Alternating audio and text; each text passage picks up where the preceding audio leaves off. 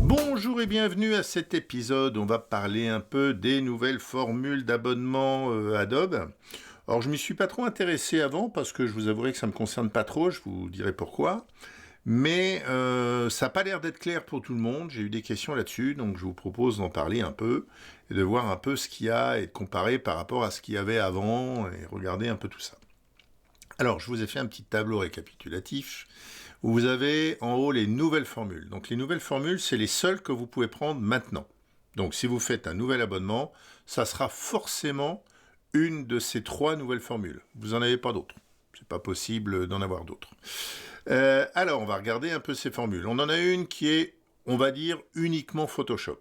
Donc celle-là, vous avez Photoshop, vous avez un peu d'espace sur le cloud, vous avez des crédits génératifs, et puis vous avez aussi, ce qui est important, Adobe Express. Donc Adobe Express, c'est un site web où on peut faire énormément de choses. Moi, je m'en sers pour faire des stories Insta, des Reels, des trucs comme ça.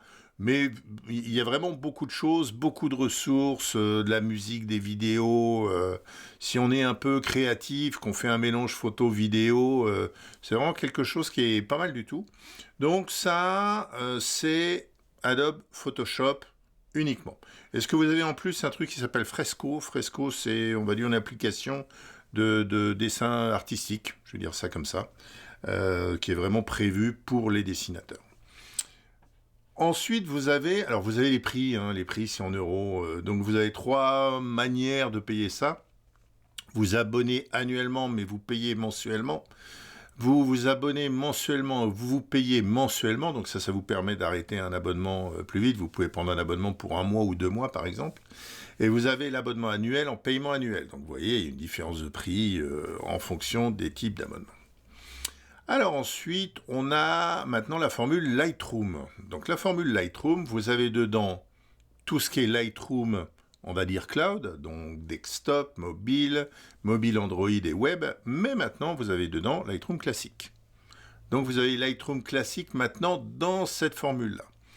Vous avez toujours vos 1 Tera de dispo et vous avez 100 crédits par mois. Alors pourquoi j'ai mis un petit truc en orange là? En fait, dans les autres applications, on peut vraiment aller sur Firefly. Dans celui-là, vous ne pouvez pas. Donc, les crédits génératifs utilisent Firefly derrière, mais vous ne pourrez pas aller dans Firefly. Donc là, dans Lightroom, ça va vous permettre, quand vous utilisez l'outil supprimer, vous allez pouvoir faire supprimer avec l'IA générative. C'est ces crédits-là qui seront utilisés. D'accord? Donc ça, ils ont rajouté dans cette formule Lightroom classique. Alors on va tout de suite se dire, que devient l'ancienne formule Lightroom tout seul 1 Tera? Elle est remplacée par celle-là. C'est-à-dire que si vous avez une ancienne formule, vous passez maintenant dans cette nouvelle formule et vous gagnez donc, entre guillemets, Lightroom classique. D'accord? Donc, pour le Lightroom 1 Tera, ils vont la remplacer par celle-là, ce qui n'est pas le cas de la photographie 20 Go qui, elle, va continuer à exister, même si on ne peut pas l'acheter. Donc ensuite, vous avez un truc qu'ils ont appelé photographie. Très bien. Donc là, on a une petite augmentation de prix par rapport à ce qu'il y avait avant. Donc là, vous avez tous les Lightroom, vous avez tous les Photoshop. Mais par contre, maintenant, vous avez 1 Teraoctet. Donc, vous ne pouvez pas avoir moins. Vous avez 1 Teraoctet à l'intérieur. Vous avez toujours de portfolio. Vous avez les polices. Ça, je vous en avais pas parlé, mais c'est des trucs qui sont de base. Les bibliothèques. Vous avez 500 crédits par mois. Donc là, vous allez pouvoir faire un peu ce que vous voulez avec l'IA. Voilà, c'est ce que vous avez ici. Donc ça, c'est ce que j'appellerais la nouvelle formule pour la photographie. Donc ils ont fait ce qu'on appelle de l'upsell. Je vous en ai parlé il y a très longtemps, je vous ai parlé de ça. Je vous avais fait une analyse d'un document présenté aux investisseurs d'Adobe, et très clairement, ils parlaient déjà d'upsell. Donc c'est-à-dire qu'en gros, ils augmentent les prix, mais en vous mettant des services supplémentaires. Services supplémentaires dont vous n'avez pas forcément besoin, mais pour justifier cette augmentation de prix, ils vous mettent du service supplémentaire. Le 1 Teraoctet, là par exemple, si vous utilisez Lightroom classique et Photoshop et que vous envoyez simplement des photos vers le web pour les partager avec la famille, ce 1 Teraoctet ne vous sert strictement à rien. Rien du tout. à moins qu'ils changent ensuite la façon de calculer l'espace utilisé. Mais au jour d'aujourd'hui, ça ne vous sert strictement à rien. Donc voilà, c'est de l'upsell. Voilà, on augmente les tarifs et on vous en met plus. Alors, qu'est-ce qui se passe pour ceux qui sont déjà abonnés? Alors, je vous ai dit, si vous aviez la Lightroom 1 Teraoctet, vous êtes transformé en nouvelle formule Lightroom. Donc, vous gagnez Lightroom classique. Si vous avez par contre une formule photographie 20 Go, vous la conservez. Vous la conservez, mais deux choses. Soit vous étiez en abonnement annuel, paiement annuel, ce qui est mon cas, et c'est pour ça que je ne suis pas très concerné, le prix reste le même. Mais si vous étiez en paiement mensuel, le prix augmente. Donc vous allez recevoir un petit mail d'Adobe qui va vous proposer, je crois 3 mois avant la fin de votre abonnement, de passer en annuel pour continuer à payer 143,14 et ne pas passer à 217,68. En termes de trésorerie, ça vous oblige à dépenser le pognon en une seule fois, tandis qu'avant, vous le faisiez tous les mois. Alors, cette formule-là, on a constaté qu'elle n'est pas pareille chez tout le monde, parce qu'au fur et à mesure des années, Adobe a mis des choses, retiré des choses. Donc là, j'ai mis ma formule à moi. D'ailleurs, je vais vous montrer après comment aller vérifier ce que vous avez. D'accord? Donc moi, j'ai tous les Lightroom, j'ai tous les Photoshop, j'ai 20 Go dans l'espace cloud, ce qui me suffit largement. Moi, j'ai 250 crédits par mois. Je sais qu'il y a des gens, ils n'ont pas ce chiffre-là. Je ne sais pas pourquoi. D'accord? Mais moi, j'ai Adobe Express, par exemple. Moi, j'ai Adobe Express parce que je suis un vieux de la vieille et que dans mon abonnement au début, il y avait un truc qui s'appelait Adobe Spark.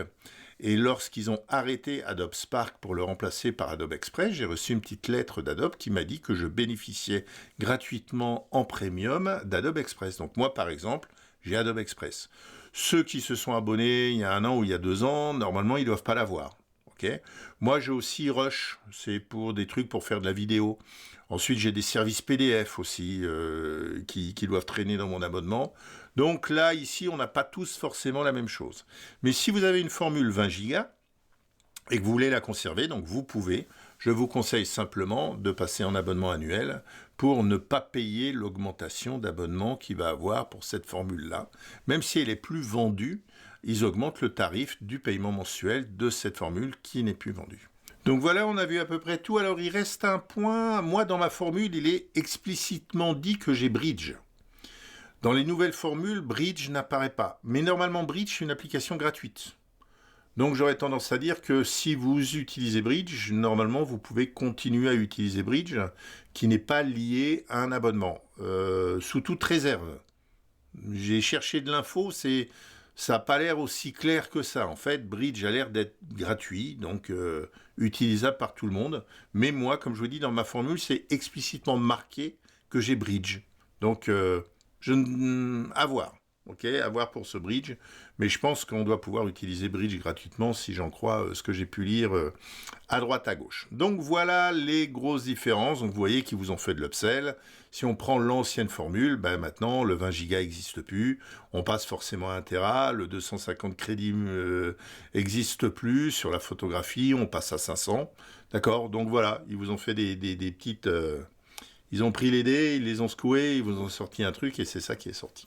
Alors je ne vais pas vous dire est-ce que c'est cher, pas cher, ça chacun voit ce qu'il veut par rapport à ce qu'il utilise. Mais on va dire que ça peut être, pour ceux qui sont en Lightroom seul, il y en a vraiment, ils n'aiment pas Photoshop. Le fait de récupérer Lightroom classique, c'est quand même pas mal. Parce que c'est vrai que Lightroom et Lightroom classique, c'est pas quand même tout à fait la même chose. La gestion du catalogue, le tri, ou même l'impression, par exemple, dans Lightroom, vous ne pouvez pas imprimer. Vous pouvez récupérer un JPEG et l'imprimer via une autre application, mais vous n'avez pas de module d'impression, tandis que dans Lightroom classique, vous avez un module d'impression. Donc voilà, chacun verra les avantages et les inconvénients de la chose. Je vais vous montrer comment aller vérifier votre formule, d'accord, pour voir ce que vous avez dedans, ce qui est inclus à l'intérieur ou pas, et comment ça fonctionne. Donc, pour savoir ce que vous avez, vous lancez Creative Cloud sur votre ordinateur, et puis normalement, ici, vous avez un truc raccourci, puis au bout, vous avez Application, incluses dans votre formule, et là, vous verrez tout ce que vous avez. Donc, c'est là, par exemple, que vous voyez que moi, j'ai Adobe Express. Ok, tout le monde n'a pas ce truc-là. Et puis ensuite, pour vos crédits, vous allez cliquer là sur votre petite icône et vous avez ici les crédits restants. Donc là, on est, va dire, aux 2/3 du mois et j'en ai utilisé que 176. Et ce mois-ci, je me suis lâché sur l'IA pour un projet où j'avais besoin d'effacer pas mal de choses. Donc, par rapport à ma façon de travailler, c'est largement suffisant à ce que j'ai. Alors, qu'est-ce qui va se passer dans le futur? On ne sait pas, comme d'habitude. C'est-à-dire que n'oublions pas qu'Adobe n'est pas une société à but non lucratif. Hein. Ils sont là pour faire du pognon. Donc, on peut très bien imaginer qu'ils créent certaines fonctions IA qui ne seront pas incluses dans les crédits. On peut imaginer qu'ils vont ne plus garder cette formule 20 gigas et forcer les gens à aller sur l'autre. On peut imaginer plein de choses. Pour l'instant, j'aurais tendance à dire profitez de ce que vous avez. Hein, voyez, il faut que ça vous rende service. C'est-à-dire que si vous trouvez que c'est trop cher, allez vers d'autres solutions. Vous avez des choses comme Darktable, vous avez des choses comme GIMP.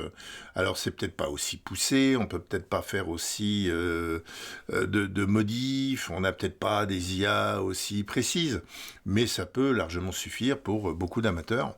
Donc, à vous de voir, à vous de décider ce que vous voulez faire. Simplement gardez bien à l'esprit que les anciennes formules ne sont plus vendues. Donc si pour une raison X ou Y, par exemple, vous avez une photographie 20 gigas et que vous arrêtez l'abonnement de votre photographie 20 gigas, quand vous allez vous réabonner, ça ne sera plus la photographie 20 gigas, elle n'est plus en vente. Donc gardez ça en tête. Voilà, j'espère que ça vous a plu, que ça a répondu à des questions. Et puis écoutez, on se retrouve pour une prochaine vidéo. Merci, au revoir.